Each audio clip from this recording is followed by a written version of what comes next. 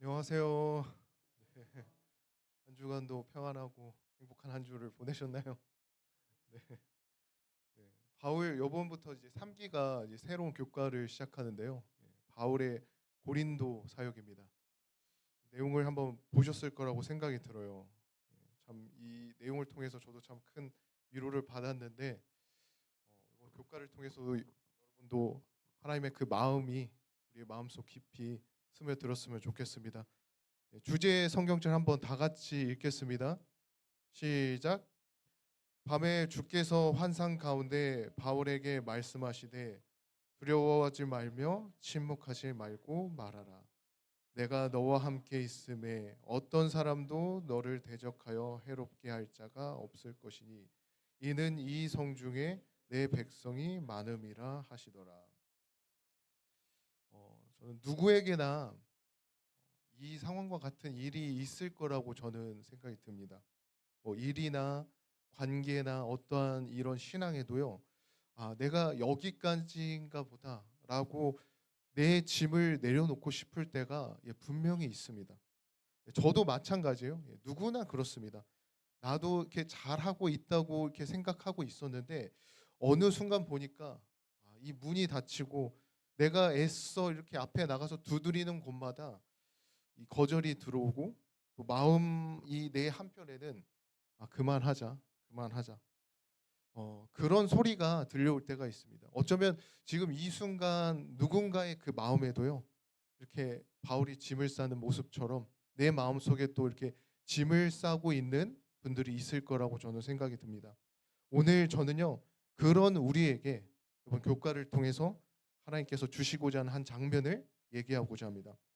바울은요. 우리가 알고 있듯이 정말 되게 대단하신 분이잖아요. 위대한 저는 정말 그분을 보면서 흔들리지 않는 거인으로 저는 알고 있습니다. 그리고 그분의 사역을 보면 그렇죠.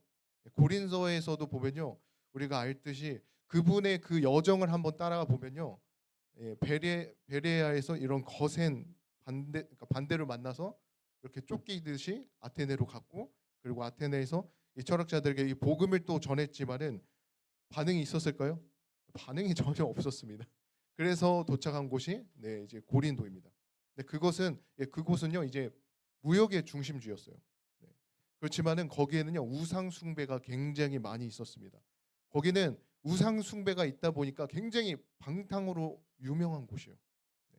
거기에는 우리가 아는 그리스 신화에 있는 뭐 아테네, 아폴로, 아프로디테 뭐 이런 이제 신전들이 있었던 곳입니다. 그리고 끝없는 거기에는 권력과 그리고 재물과 이런 유행이나 문화 같은 것들이 자리 잡고 있었어요. 근데 바울은 여기에서 자기 생계를 유지하기 위해서 무슨 일을 했을까요? 천막을 만들면서 생계를 유지했어요. 그리고 그 회막에서 복음을 전했습니다. 그런데 거기에서 돌아온 게 무엇일까요? 사도행전을 보니까 대적하여 비방이라는 그 말이 딱 나오더라고요. 그러니 그의 명예가 그의 마음도 상했지만은 명예도 훼손됐고 그의 그 노력 자체도 조롱을 받았습니다. 그래서 그가 이런 고백을 했는데 참 마음이 아팠을 거란 그런 깊은 생각이 들더라고요. 고린도전서 2장 3절에 보면요. 내가 너희 가운데 거할 때 약하고 두려워하고 심히 떨었더라. 이 말이 뭐죠? 무슨 말로 들리죠? 바울도요. 떨었습니다. 떨었어요. 저는 이게 짐을 싸고 있는 그 바울의 그 모습이 이렇게 보이더라고요. 그래서 사도행적 24장 그 연애신을 보면요. 이렇게 기록합니다. 그는 고린도를 신뢰하기 어려운 사역지로 여겼고 그곳을 떠나기로 결심했다. 더 유명한 곳을 찾아 떠나려던 참이었다. 참 우리가 알고 있는 사도, 우리가 본받고 있는 그 바울이 짐을 싸고 있습니다. 왜 그토록 고린도가 힘들었을까요? 단지 반대 때문이 결코 아닙니다. 그 도시 자체가요 상당히 복잡했어요. 다양한 신들이 있었고요, 우상이 있었고, 다양한 철학들이 있었고, 다양한 욕망들이 다 뒤섞인 곳이었습니다. 근데 저는 오늘날의 우리의 삶도 그렇다고 생각합니다. 아까 장로님 AI에 얘기했듯이 우리 주변에는요 정말 다양한 것들이 우리를 유혹하고 있습니다. 그리고 그런 문화들이 자연스럽게 어린 아이들부터 스며들고 있잖아요. 예. 똑같습니다. 우리의 삶도 그렇고요. 우리의 그 풀리지 않는 관계도 그렇고 끝나지 않는 내 삶의 걱정들 그리고 쌓여가는 그 각자의 그런 책임의 무게들 그런 복잡함이 나를 계속 누르고 있을 때 어떻습니까? 좀 힘들죠. 바울도 똑같았을 것입니다. 그런데 바울은요 그 복잡함 속에서요 놓지 않는 한 가지가 있었어요. 고린도전서 2장 2절을 우리가 한번 보면요. 내가 너희 중에서 예수 그리스도와 그가 십자가에 못 박힌 것 외에는 아무것도 알지 아니하기로 작정하였느냐. 작정했다고 합니다. 작정. 아무것도 알지 않기로. 예수님의 십자가 말고는요. 사도행적 209페이지에 또 이런 말이 있습니다. 오늘날 하나님의 말씀을 가르치는 이들이 그리스도의 십자가를 더 높이 지켜든다면 그들의 사역은 훨씬 더 성공적일 것이다. 네. 복잡한 그런 논쟁들, 끝없는 비방들, 풀리지 않는 그런 모든 문제들, 그 모든 문제들, 모든 것 앞에는요 단 하나로 들어가야 됩니다. 뭡니까? 십자가입니다. 십자가. 우리도 그렇습니다. 우리의 삶이요 복잡할 때가 많이 있어요. 그러면 답은 어떻게 해야 되죠? 그 답은 단순한 대로 들어가야 됩니다. 더 많은 정보들, 더 많은 어떤 계획을 보는 것이 아니라 십자가 앞에서 우리가 다시 한번 서는 것입니다. 그리고 그가 그 밤중에 떠나기로 결심한 그 밤중에요. 주께서 환상 가운데 찾아오셨습니다. 우리가 아까 여기서 봤죠? 주제 성역절. 두려워하지 말며 침묵하지 말고 말하라. 내가 너와 함께 있음에 어떤 사람도 너를 대적하여 해롭게 할 자가 없을 것이니 이는 이 성 중에 내 백성이 많음이라. 이 말이 좀 더 들어오십니까? 바울의 눈에는요 보이지 않았던 사람들이 있었습니다. 회당장에는 그리스도의 집이 있었고요. 그리고 그를 따라 침례를 받은 수많은 고린도 사람들이 있습니다. 아직 씨앗이지만 열매를 맺기 전이에요. 근데 바울이 보지는 못했지만요 하나님은 그들을 보았습니다. 이사야에는 이렇게 말합니다. 두려워하지 말라. 내가 너와 함께하리라. 교과의 원고 58페이지 보면요. 그리스도께서 치르신 희생을 상기시켜 주어라. 우리에게는 이러한 옹호자가 계신다. 우리가 보지 못하는 그 순간에도요. 우리를 위해 이미 그 값을 치르신 분이 우리와 지금 함께 하신다는 것입니다. 그 후 바울이 1년 6개월 동안 이 고린도에서 머물렀습니다. 거기에서 큰 교회가 세워졌어요. 그리고 교회 그 문제가 흔들릴 때마다 바울이 편지를 씁니다. 원고 6권에 보면요. 어떤 분야든 하나님께 시간을 바치는 것이 가장 중요하다. 멀리 떠나간 친구에게 펜을 들어 편지를 쓰는 일도 그중 하나일 것이다. 그 사랑이요. 이 그 끈기가 결국 고린도 전후서라는 서신을 쓰게 됩니다. 그 밤에 하나님께서 바울에게 보여주신 게 무엇이었습니까? 바울이 강해서 그런 게 아닙니다. 바울이 큰 두려움을 이겨내서가 아닙니다. 주님이 먼저 그 어둠 속에서 찾아오셨다는 사실입니다. 우리가 떠나야 할 그 마음이 올 때가 있어요. 그런 내가 어쩌면 짐을 싸려고 하는 그런 마음이 올 때가 있습니다. 십자가에서 우리를 끝까지 붙드신 그 손이 먼저 우리를 찾아오셨습니다. 포기하지 않는 건요. 바울이 아니라 누굽니까? 주님이십니다. 그리고 오늘도요. 그 손은 똑같습니다. 오늘 우리에게 제가 딱 한 세 가지를 말하고 싶습니다. 내가 오늘 포기하고 싶었던 그런 마음, 내가 짐을 싸고 싶었던 그런 마음이 있다면요. 주님 저는 정말 두렵습니다. 주님께 그 짐을 내려놓기를 바랍니다. 솔직하게 내 마음을 기도드렸으면 좋겠습니다. 그리고 내가 이번 주 동안 복잡하게 얽혀 있는 그런 모든 문제들요. 십자가만 바라보시면서 다시 단순하게 그 주님 앞에서 그 십자가만 보면서 내려놓기 바라십니다. 다시 한번 십자가를 바라보십시오. 그리고 우리 옆에는요, 우리 곁에는요, 아직 보이지 않게 예비된 누군가가 한 명씩 있습니다.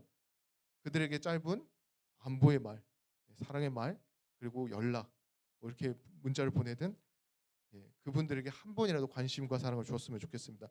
그것이 뭐죠? 내 백성이 아직 많다는 하나님의 약속을 실천하는 길입니다. 우리는 떠나려고 했지만요, 주님은 먼저 우리에게 찾아오셨어요. 그렇기 때문에 우리가 다시 한번 그 십자가를 바라보고 주님의 그 음성 앞에 다시 한번 서시길 바라면서 교과를 마치겠습니다. 네.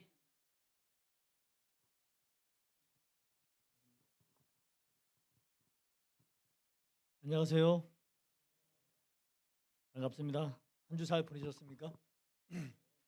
비가 오늘부터 수요일까지인가 계속 온다 그랬거든요. 오늘 비가 엄청 많이 올 줄 알았는데 당연히 많이 오지는 않네요. 이 비가 장마가 내리는 비가 안 오는 게 다른 데로 가는 게 아니라 수증기가 하늘에 계속 멈춰 있답니다. 언젠가 내린다고 합니다. 그 비는. 그래서 올해는 장마가 늦고 비가 폭우가 많아진다고 합니다. 올해도 하나님 은혜 가운데 이 장마 잘 지나가기를 기도드립니다. 아까 우리 김남희 장로님이 이제 AI하고 핸드폰 말씀해 주셨는데 저도 핸드폰이 주문이 없으면 불안하거든요. 진짜. 저 기억질 암기할 적에 화장실 갈 때 기억질 암기했거든요. 몇 주 지났 한 주도 지났나? 이제 핸드폰 보고 있습니다. 이 습관이 진짜 무서운데 AI 알아야 되죠. 핸드폰도 쓸 줄 알아야 되고. 그러나 우리는 그리스도인으로서 선은 넘으면 안 될 것 같습니다. 이 중요한 시기에 적절하게 우리 김남희 장로님 말씀 감사드립니다. 손님 소개해 드리도록 하겠습니다. 서부교에서 이감래 집사님 오셨습니다. 우리 힘 박수 한번 드리겠습니다. 그 옆에는 우리 이감래 집사님 구도자이신 강영님 오셨습니다. 우리 힘 박수 한번 부탁드리겠습니다. 다시 한번 환영합니다. 감사합니다. 그래서 댓글 소개해 드리도록 하겠습니다. 고린도로 가던 바울의 발걸음에도 두려움이 있었습니다. 멈추고 싶었지만 그는 십자가를 붙들고 나아갑니다. 저도 떠나고 싶은 밤이 있습니다. 흔들리고 외롭고 이 길이 맞는지 모르질 것 같은 순간들입니다. 그때 들려오는 주님의 음성, 두려워하지 말라. 내가 너와 함께 있다. 떠나고 싶은 바로 그 자리에 그곳에 이미 주님의 일이 시작되었습니다. 오늘도 그 음성이 지친 우리의 마음을 다시 일으키기를 간절히 기도합니다. 아멘. 사울 바울의 고린도 사역은 그의 이방인 선교 여정 중 가장 치열하고 역동적이었습니다. 가장 화려한 삶을 살 수 있지만 오직 복음이 나아갑니다. 오늘 치열한 영적 전투이자 눈물과 땀으로 일궈낸 개척기의 믿음을 본받아 말씀의 토대 위에 서기를 기도합니다. 두려워하지 말며 침묵하지 말고 말하라. 내가 너와 함께 있음에 어떤 사람도 너를 대적하여 해롭게 할 자가 없을 것이니 이는 이성 중에 내 백성이 많음이라. 아멘. 저도 멀리 따라오고 싶었습니다. 하나님께서 저에게 말씀하십니다. 어디 가냐? 놔두고 어디 가냐?